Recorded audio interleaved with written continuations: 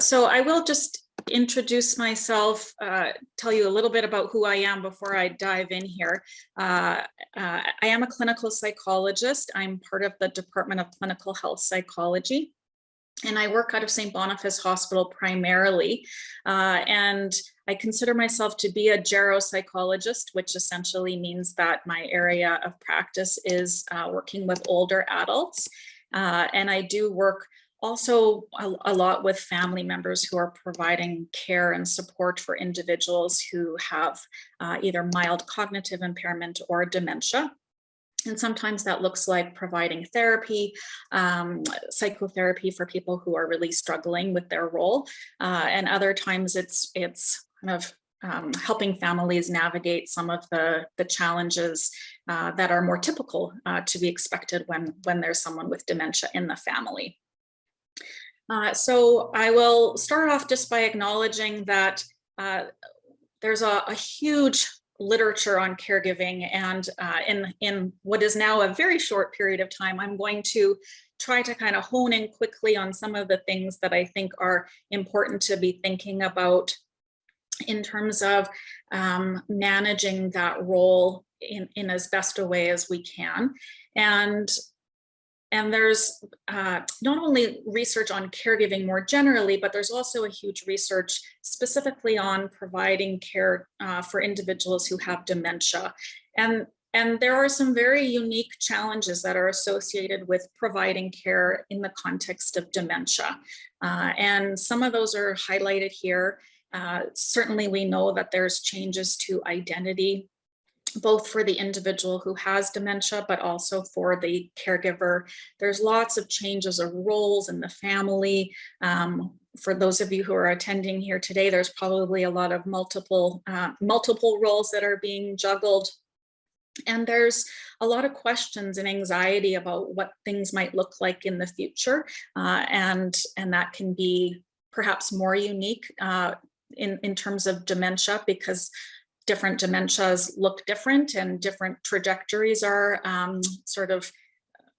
different dementias progress differently. And so that can lead to uncertainty and anxiety. I'm going to talk a little bit more about grief in a minute here.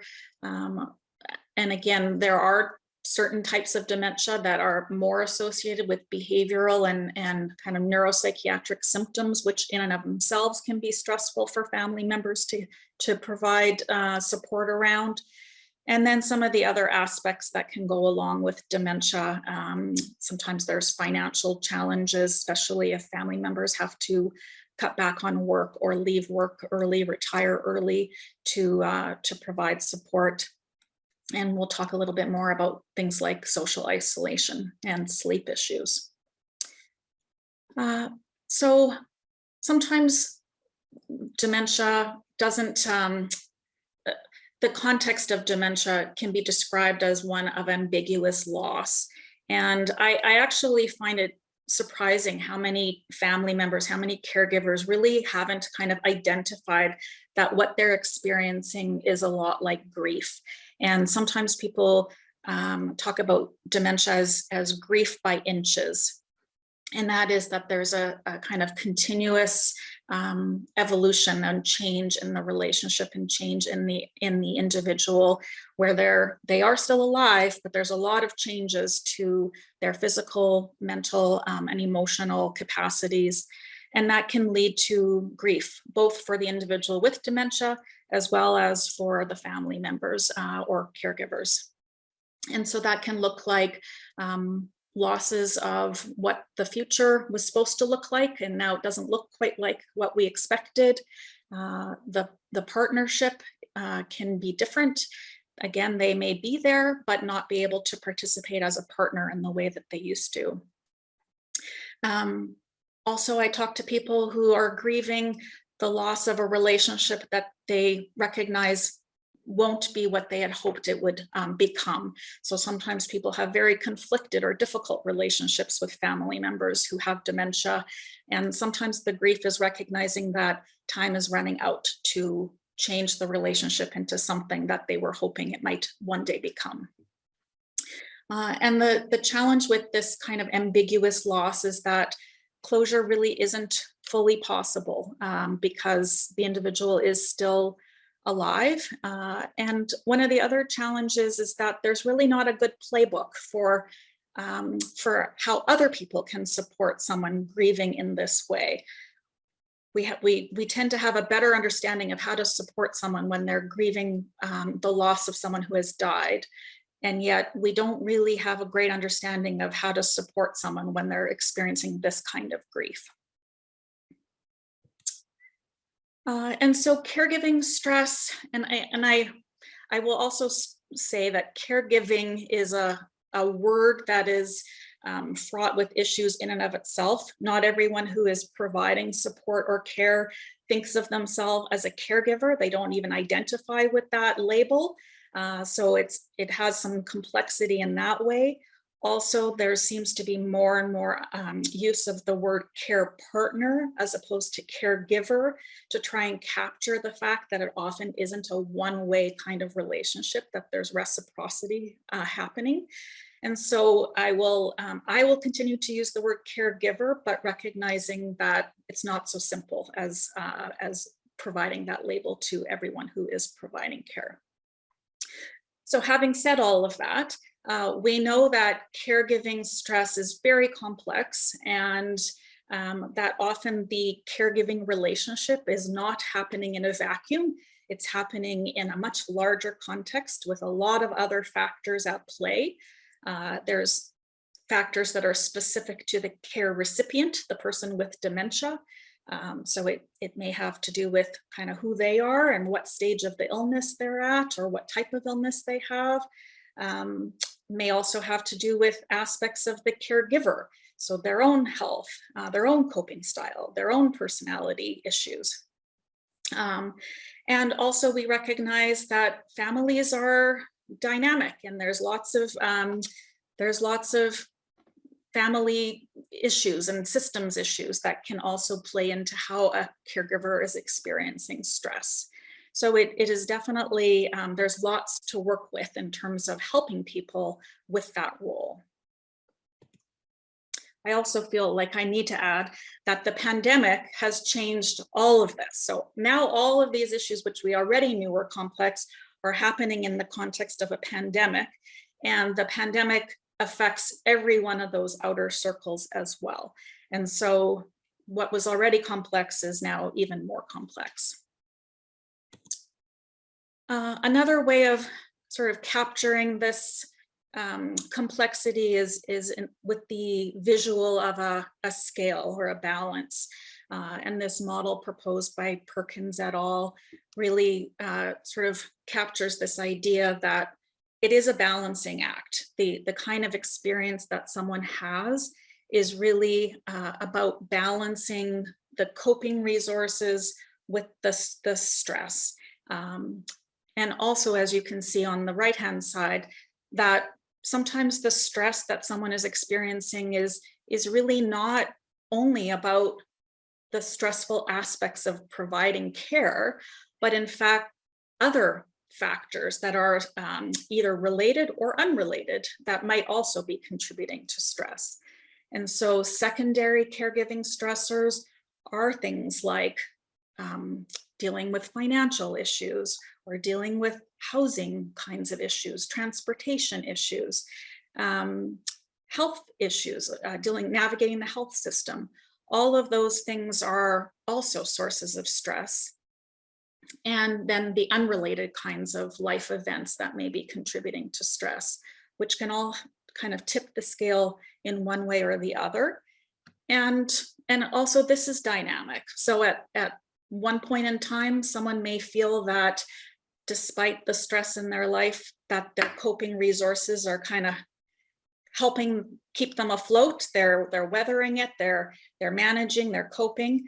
And at other times, the balance may shift to the point where they're feeling that the stressors are kind of overtaking the coping resources. And sometimes that's when people wind up in my office because they're feeling like whatever they were doing successfully for a period of time to cope was just no longer sufficient. So having said all that, we know that when the balance is sort of tipped where stress is higher than coping, that there are a whole range of different health consequences for caregivers that are, I very briefly tossed up some of those results and outcomes from the literature related to both physical as well as mental and cognitive health.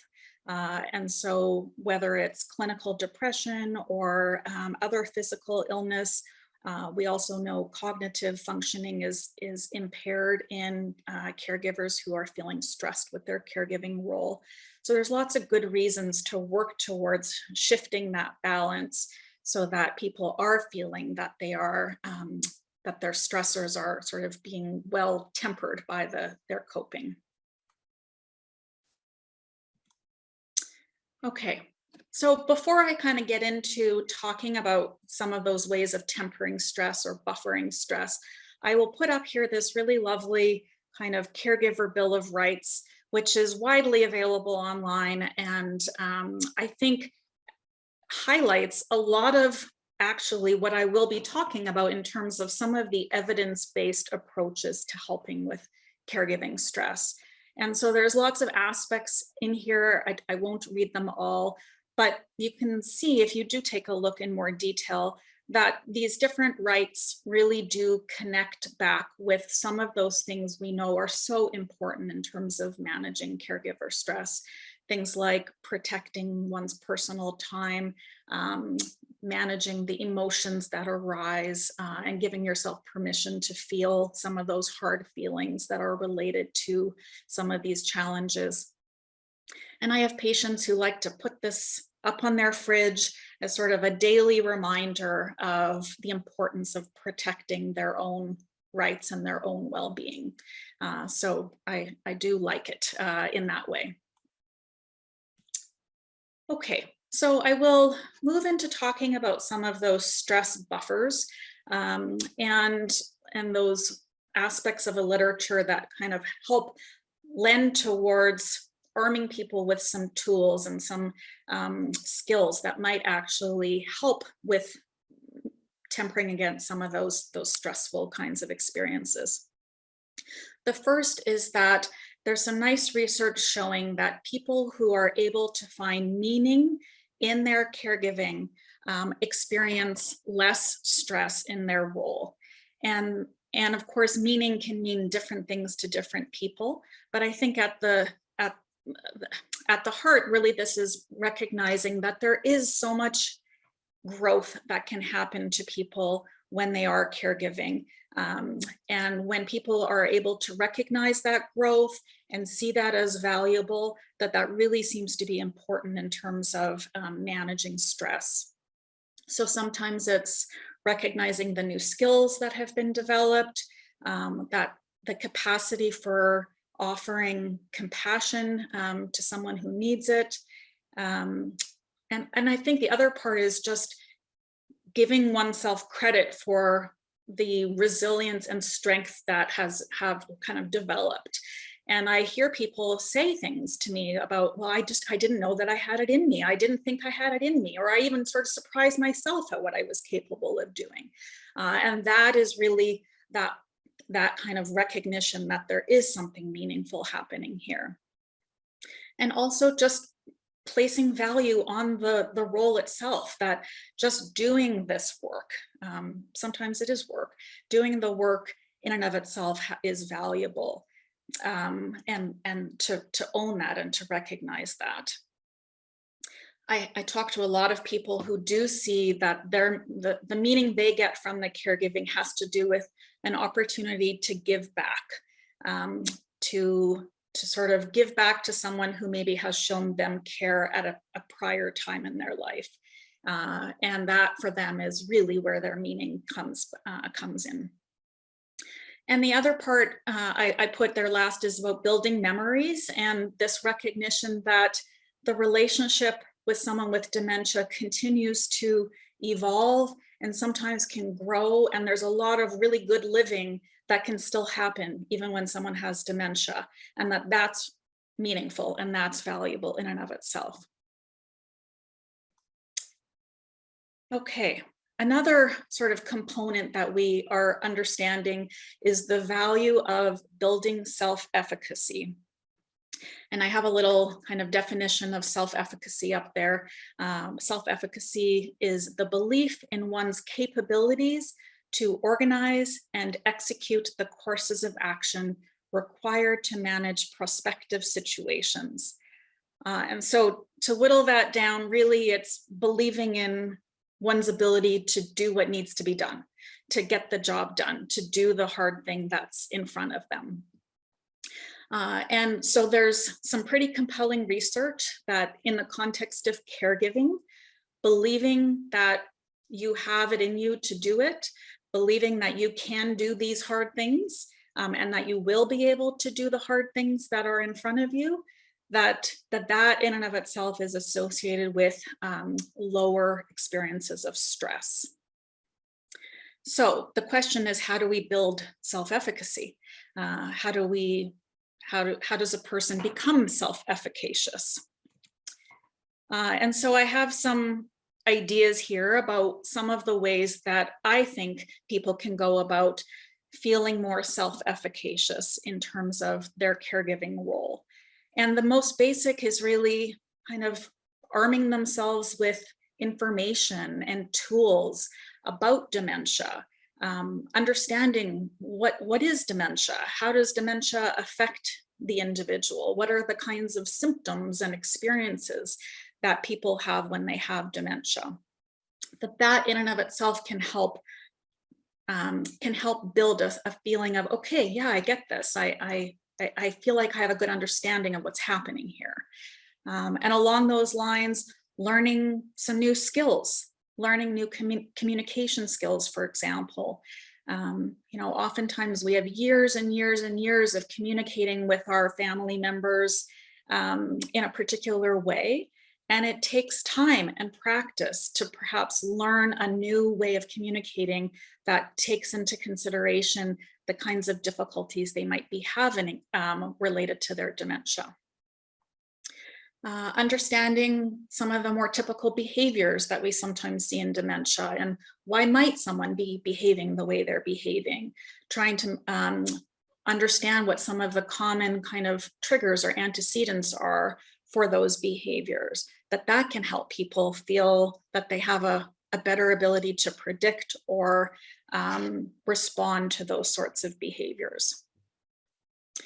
Another part of building self-efficacy has to do with role models, and not only having a role model, but having a role model that is sort of the right role model, and sort of considering who are your role models in terms of caregiving.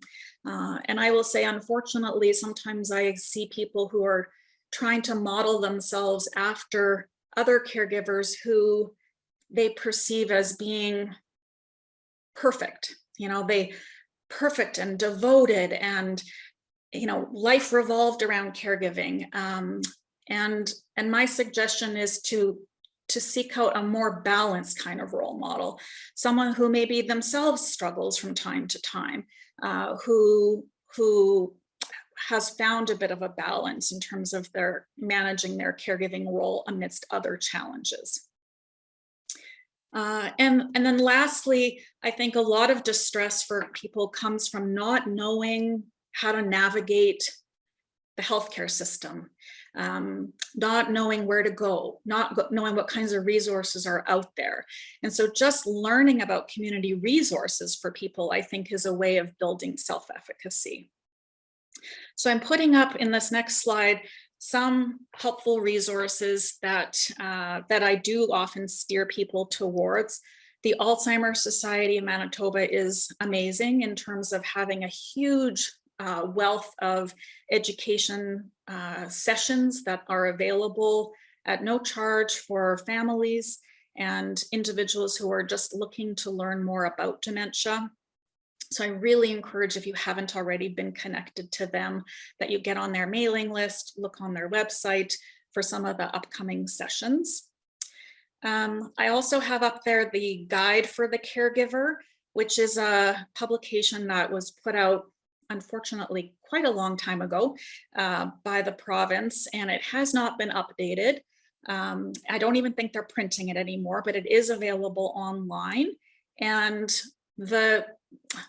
although there may be some changes, the sort of key components of it do remain kind of intact in terms of the resources are still available. So it has information and contact numbers for things like home care and sort of how to arrange for some of those services. And then a couple of reading recommendations, and there's huge numbers of books out there, but here are some ones that I would recommend. Okay, moving along. I'm watching the clock. So I will spend a little bit of time talking about social support. And of course, social support is so important for all of us, for our emotional well-being. But I'm highlighting it in particular with regards to caregiving, because there are some real barriers for individuals who are caregivers to access social support. One of the barriers that I hear quite a lot about is sort of associated, I think, with the ongoing stigma attached to having a diagnosis of dementia. And I think that stigma really does prevent people from letting other people in the social network know about someone who may have a diagnosis of dementia. And unfortunately, as a result, really not being able to access the kind of support in the network that would be available if other people knew what was going on. So sometimes family members really want to defer to the individual with dementia to decide when they're ready to disclose that diagnosis or to tell people about what's happening with their memory or other issues. And while I do think there's some value in respecting privacy, I think we can respect privacy for too long, and recognizing that dementia really doesn't just happen to one individual. It happens in a family system, and the whole system is affected. That for that reason, I really do encourage family members to let other people know about what's happening in order to be able to access that support.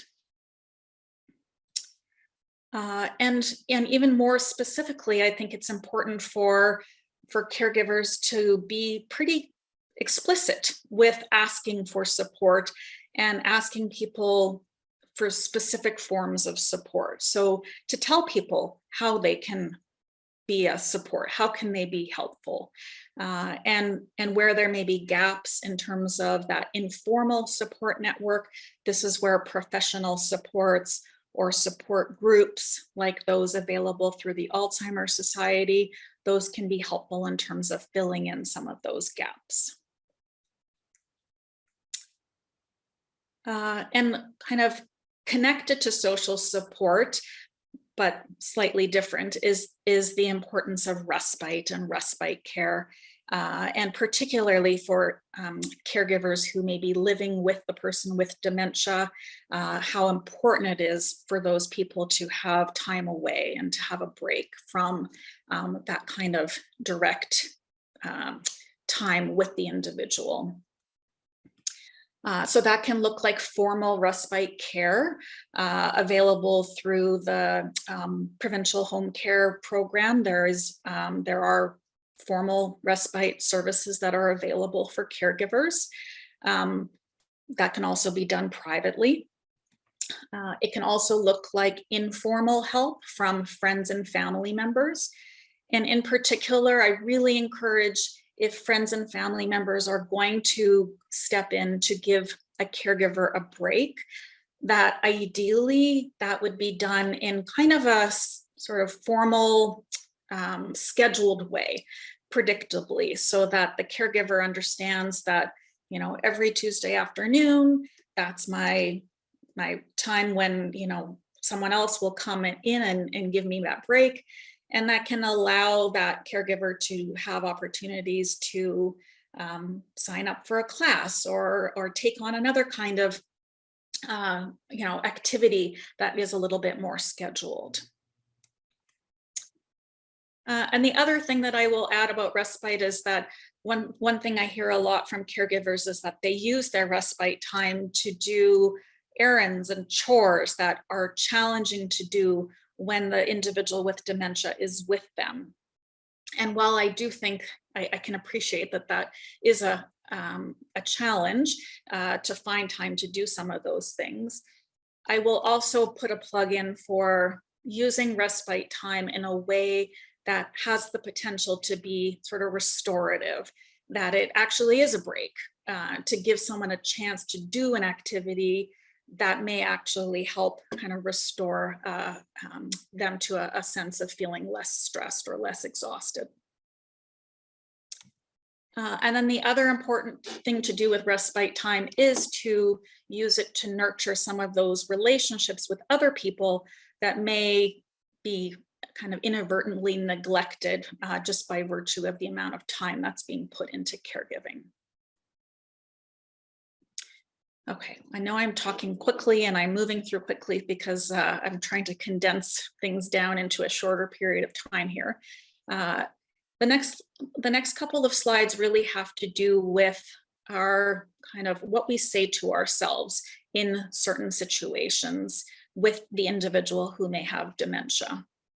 And so this little image here is really kind of sums up this idea that when we do encounter a situation, particularly a challenging situation, the way that we interpret that situation, the way that we perceive that situation, the words we use to talk to ourselves about that situation, that all of those interpretations and perceptions really have a huge impact on how we feel in that situation. And particularly if we're looking to help people find ways to reduce feelings of frustration or anger or resentment, one of the ways we can do that is by spending some time looking at what is a person saying to themselves. How are they perceiving a situation? And might that perception or that kind of attribution be impacting the way they're feeling in kind of a negative way? And this is where having good understanding of how dementia affects people, how dementia affects a person's capabilities, how dementia leads to certain behaviors, that if we can understand that differently, then it helps us with what we say to ourselves. It helps us with our interpretations to make sure that our interpretations are sort of fair and balanced and accurate. So I'll give you an example, and this is just one example, very, sort of a prototypical example, but there's many, many that could fit. So this is an image of a daughter who's providing help with her father's dressing. And she had tried giving instructions to her father to allow him to dress himself, but he wasn't following the instructions. And so she had to step in and do it for him. And so you can imagine that one possibility might be that these are the kinds of thoughts that she might have about the situation. Something like, he's working against me, he's purposely not following my instructions, he's so stubborn, he doesn't appreciate all that I'm doing for him. And that if this is the way that she's talking to herself about this situation, that it wouldn't be surprising at all if she was experiencing frustration, anger, bitterness, impatience, those kinds of emotional experiences. However, if she was able to kind of work on adjusting some of the way she was talking to herself and choosing some different interpretations or some different kind of words, such as, I wonder why he's having such a hard time today, or even, I'm so disappointed that he doesn't seem able to do this himself, or some kind of a thought that might lead to some problem solving to see if maybe if I gave simpler prompts that he could do it himself, or this recognition that he's doing the best he can and that the situation is hard for both of us. That any of these sorts of thoughts or interpretations would very likely lead to a different kind of emotional response. And you can see that none of these thoughts are particularly positive or happy. You know, it's not about thinking happy, that everything's great and everything's positive, but rather to avoid kind of overly critical negative kinds of interpretations and thoughts. So these are a little bit more fair, a little bit more balanced, and that really do connect back with some knowledge about dementia and the kinds of difficulties that people might be having. The other thoughts that can really get people into trouble are these very critical self kinds of judgments. And we know that these sorts of ways that people talk to themselves about their own abilities, that really can feed a lot of distress. And so I put together this little word art with some of the more common statements that I hear caregivers making. So saying things like, I can't do anything right, or this shouldn't be so hard, or I should be able to do this, I should be more patient. I can't tell you how many people say things like, I'm just not a patient person. I don't think I can do this. I won't be able to do this. I'm not patient enough. Or labeling themselves as selfish when they are trying to kind of look out for their own needs. And so you can imagine that that kind of broken record of this very critical self-judgment, how impactful that would be in terms of distress.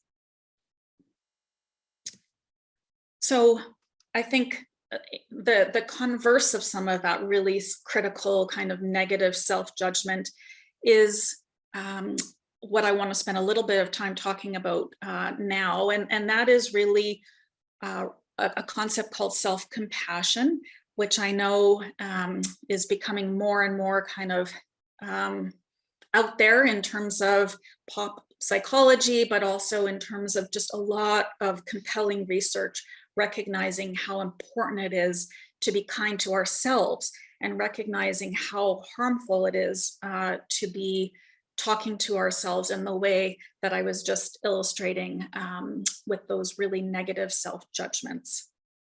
And so for the sake of time, I'm not going to go through self-compassion in a lot of detail, but really it's about thinking about, that tendency to be kind to other people. We often are very kind and compassionate with other people, but have a lot more difficulty offering ourselves that kind of kindness. And so thinking about what you might say to someone else who's struggling with something that you're struggling with, and would you talk to them in the way that you find yourself often probably talking to yourself? And lots of research about self-compassion. I think Jessica, I think I saw you on here, Jessica Dupaquier, who is also a psychologist in our program. She herself has done a lot of research on self-compassion. And so in terms of the value of stress management, emotional well-being, we know that people who practice self-compassion do tend to just fare a whole lot better in terms of their stress level and their ability to be resilient in the face of challenges. So this is a kind of something, a quote that Kristen Neff, who's also a psychologist who's done a lot of research on self-compassion and is now teaching self-compassion. You can imagine that saying this to yourself in a moment of struggle would be a lot less harmful and might generate more of that kind of feeling of warmth directed at yourself than those really negative, critical sorts of judgments. Okay, And the other part of self-compassion, in addition to that more tender, gentle, nurturing way of talking to yourself, is also asking, what do I need? What do I need to be okay? What do I need to do to be well? And sometimes that the other part of self-compassion is about drawing boundaries, saying no, putting limits on kind of how much time you're committing to either the caregiving or other parts of your life that are interfering with well-being. And I'm going to just put a little plug for Kristen Neff's website here, where she really actually has a separate section specifically for self-compassion for caregivers. And the little video that I won't be playing because of time is a little self-compassion meditation break specifically for caregivers. And there are some practice exercises as well for caregivers. So I really encourage you to take a look at that website because in addition to just being kind of pleasant and enjoyable, there is that nice evidence base behind it as well related to caregiving stress. Okay. And the very last thing I'll say about kind of that's connected to self-compassion is recognizing that there are a lot of very difficult emotions that come up when we are providing care for someone with dementia. They are difficult for the caregiver. They're also difficult for the individual with dementia. And even though on whole, most of us want to avoid feeling difficult feelings, instead, I might encourage you to allow some of those feelings to be there, to honor them, to recognize that that there's a lot of reason to feel those feelings, as painful as they may be, and that we tend to fare better in terms of our emotional health more fully when we allow some of those feelings to be there, rather than trying to get rid of them or push them away. Okay, that is the end of my presentation that I recognize I flew through rather quickly. I don't know, Melissa, we're right approaching 1 o'clock. Do we take questions, or do we? Do you have time? If not, we can call it. Like, do you have time if there's questions? Yeah, for sure. I can hang around a little bit past 1, even if there's people who have questions. Someone's asking if they can have access to the PowerPoints. Sure. Yes, I can send them to you, Melissa, and then you can distribute. That's great. And then I can also send everybody a link to that YouTube video if that works. Sure. Yeah. Okay. So if there's no questions, then I would like to say thank you, Dr. Koven, for your informative and interesting talk. I'm also so sorry about our technical difficulties that we were having. I really apologize. And thank you to everyone. My own ability to control my stress response in the moment. Yeah. And thank you to everybody who took time out of your day to be here with us. And I'll send a follow-up email to everybody with those links. Sounds great. Thank you. Thanks, Dr. Koven. Thank you. Thanks. Bye-bye.